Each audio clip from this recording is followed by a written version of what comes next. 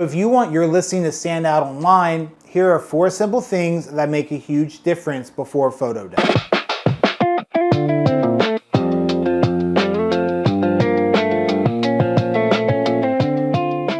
One of the biggest misconceptions people have about real estate photography is that great listing photos happen because of the camera. They think if the photographer has an expensive camera, everything will magically look amazing.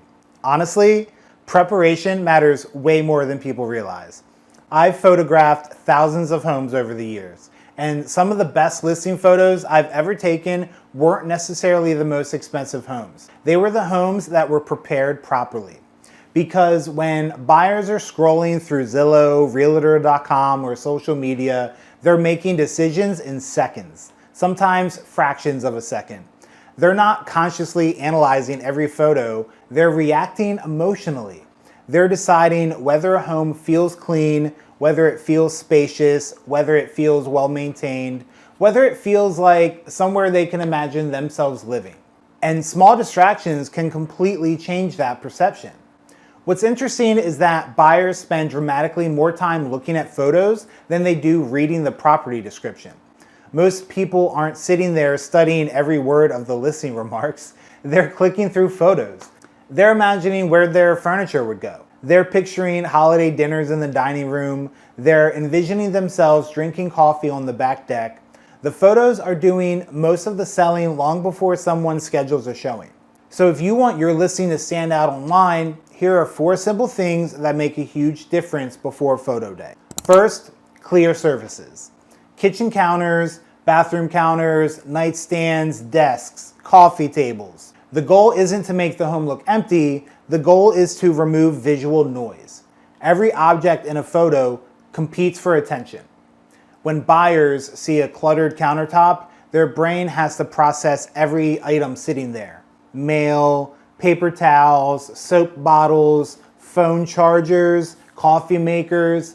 The room starts feeling busier and smaller.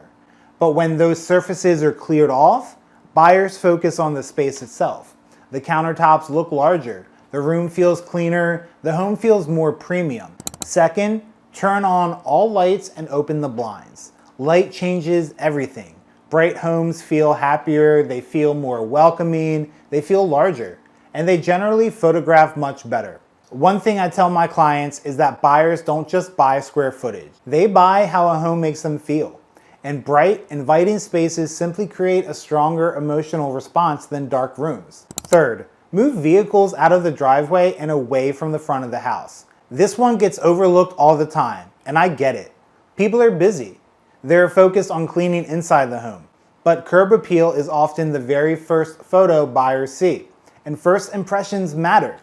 If there's a vehicle parked in front of the house, it immediately competes for attention. Instead of noticing the landscaping, architecture, front porch, or entryway, buyers are looking at the pickup truck, an SUV, or the Honda sitting in the driveway. And before anyone asks, no, I can't just magically Photoshop every vehicle out of every photo. It's always easier and usually looks better to move it beforehand. Fourth, remove small distractions. Trash cans, pet bowls, floor mats, tissue boxes, extension cords, dog crates, laundry baskets, and all of those little everyday items we stop noticing because we see them every day. The camera notices everything. What's funny is that most of these things don't seem distracting when you're standing in the room, but in a photograph, they jump out immediately.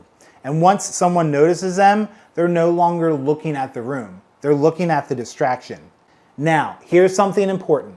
The goal isn't to make the house feel fake. The goal isn't to pretend nobody lives there. The goal is to simply help buyers focus on features of the home instead of the things inside of it. Think of it this way. When you walk into a model home, you notice the layout. The kitchen, the windows, the ceiling height, the finishes. You don't remember the tissue box sitting next to the sink. You don't remember the dog bowl in the corner. Those things don't help sell the house, they distract from it.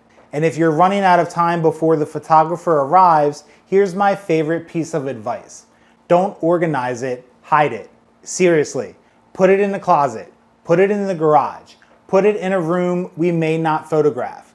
We're not judging your storage system. We're trying to create the best possible first impression online, because that's really what listing photos are, a first impression. And in today's market, buyers often decide whether a home is worth seeing in person based entirely on what they see online. The photos get the click, the photos get the showing, the photos get buyers emotionally invested enough to want to learn more. A little preparation can be the difference between photos that look fine and photos that make someone stop scrolling. Click, schedule a showing, and start imagining that house as their next home.